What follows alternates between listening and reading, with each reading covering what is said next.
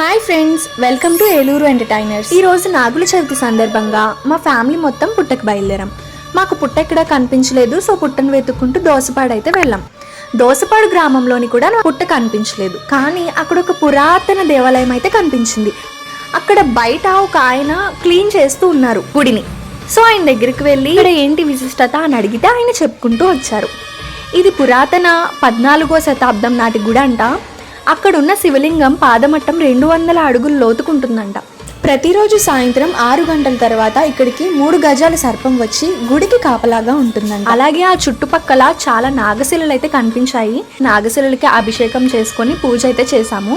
అక్కడే ఇంకొక నాగశిల కూడా నాగబీజం అంట. ఆ శిల్పానికి కూడా మేము పూజలు అయితే చేసాము. దేవాలయం చుట్టూరు రకరకాల చెట్లు అయితే ఉన్నాయి. 4 చెట్లు ఉన్నాయి. 4 చాలా ముఖ్యమైన చెట్లు అంట. ఇంకా అక్కడ పూజ అంతా కంప్లీట్ చేసుకొని వెళ్ళే దారిలో పుట్ట కనిపిస్తే ఆ పుట్టకు కూడా పూజ చేసుకొని ఇంటికి వెళ్ళాము. ఈ వీడియో మీకు నచ్చితే లైక్ చేయండి, షేర్ చేయండి, ఫాలో చేయండి. సబ్స్క్రైబ్ చేసుకోవడం మాత్రం మర్చిపోవద్దు. బాయ్.